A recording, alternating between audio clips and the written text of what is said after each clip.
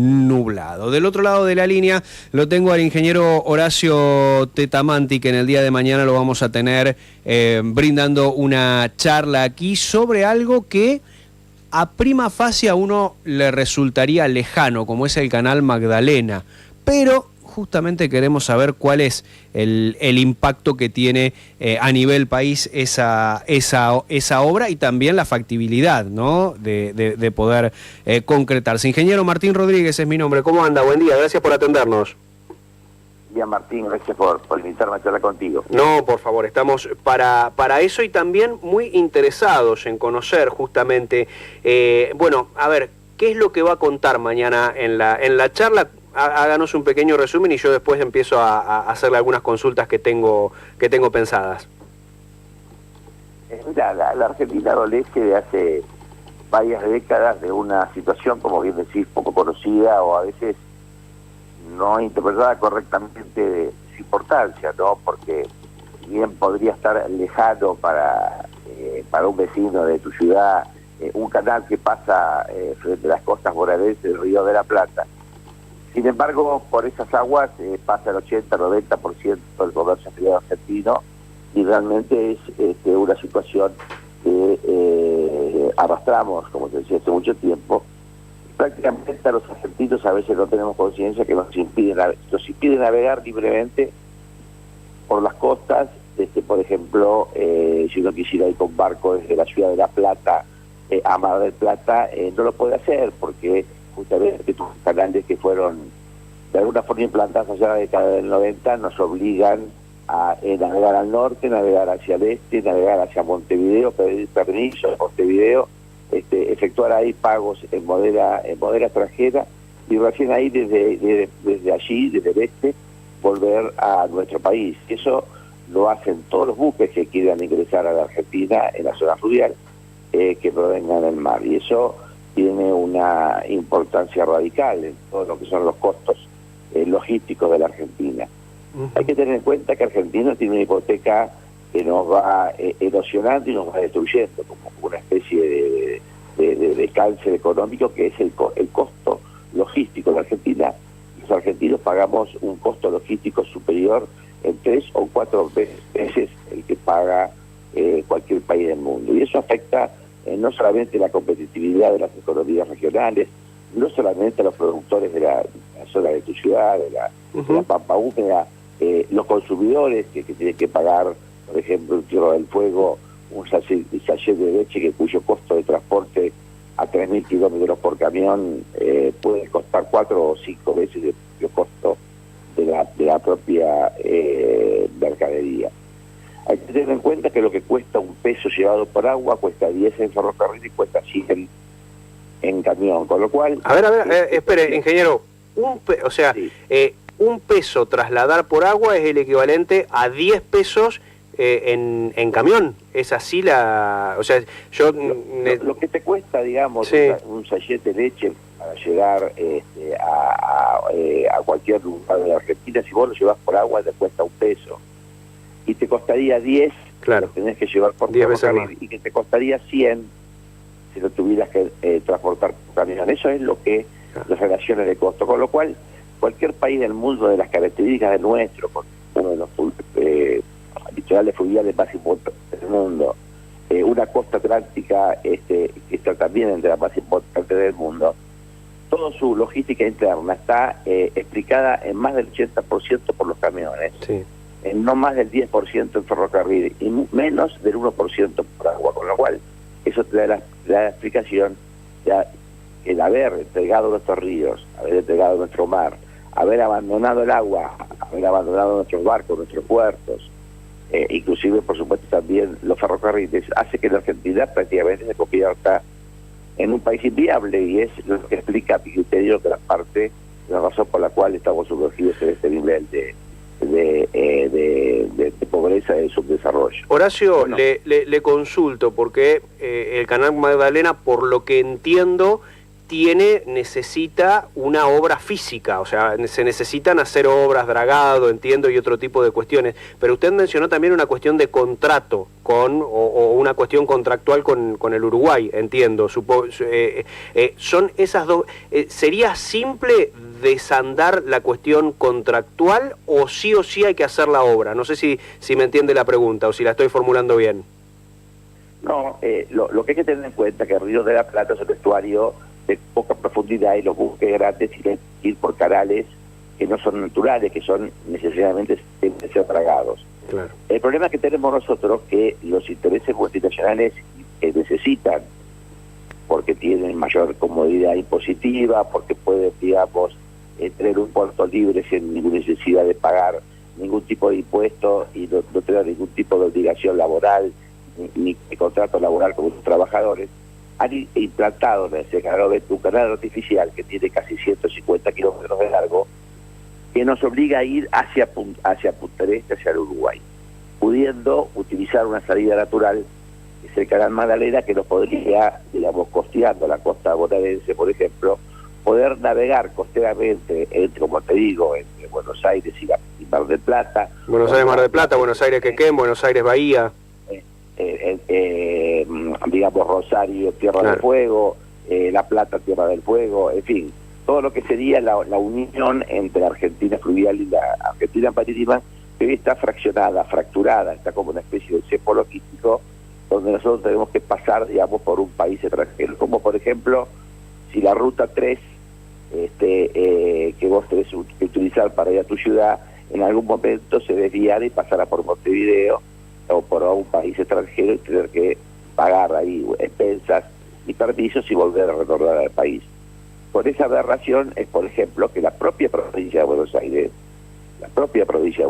que al decir es el sector más importante portuario del país y la única provincia que tiene costa en el río Paraná y en el Atlántico Sur, no puede navegar por sus puertos, es decir, no podría unir un puerto, por ejemplo, bonaerense de San Pedro con otro bonaerense que sería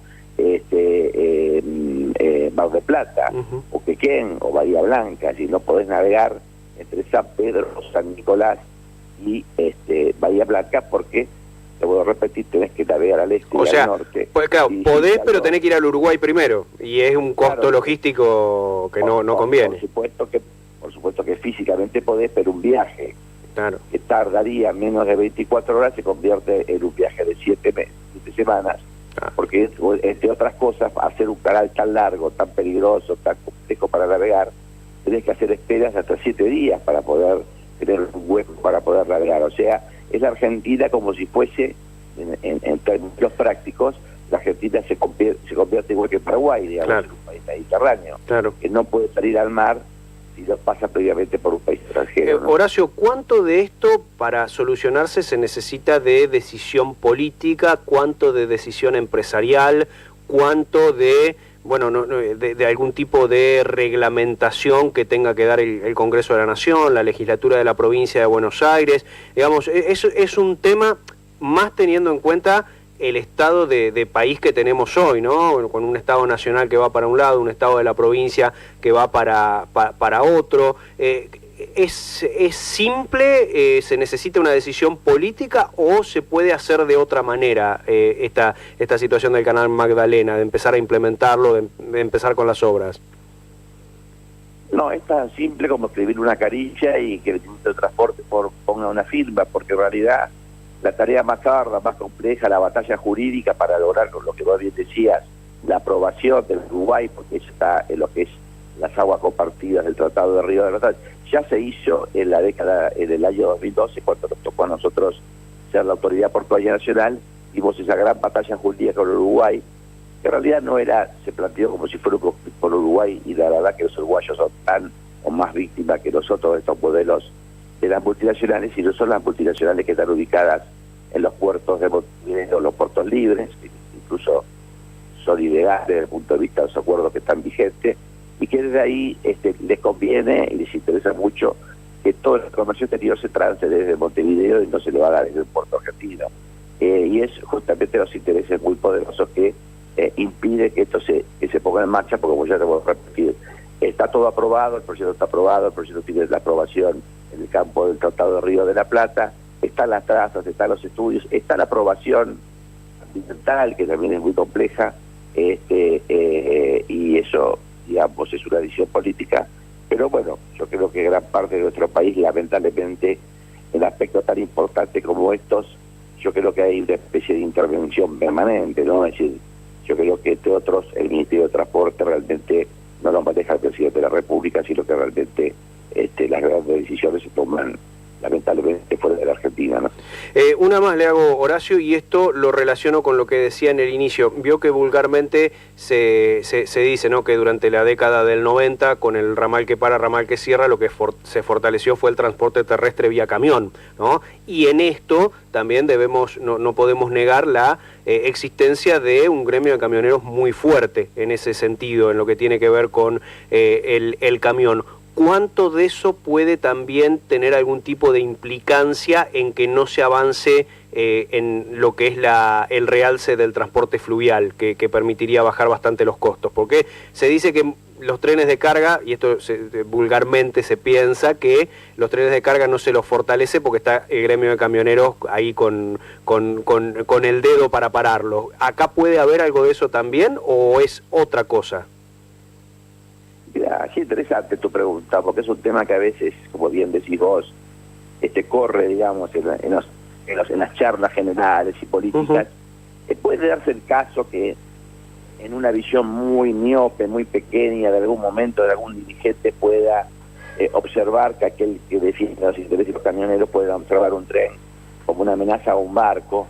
Ahora, que de ahí se convierta en un esquema de esta magnitud geopolítica, digamos, destructiva, como haber prácticamente destruido un país por este mecanismo, vos decís, es prácticamente condenarnos al camión y cerrar nuestras vías férreas y expulsarnos del agua para que el agua sea al servicio de otros intereses que podrán ser legítimos, pero que no son los nuestros. Me parece que hay mucho trecho, digamos. Bien. Porque vos tenés cuenta que, en definitiva, la Argentina, que es uno de los países más ricos del mundo, porque eso es una realidad, porque Argentina no es un país pobre, Argentina es un país saqueado, pero es un país rico al mismo tiempo.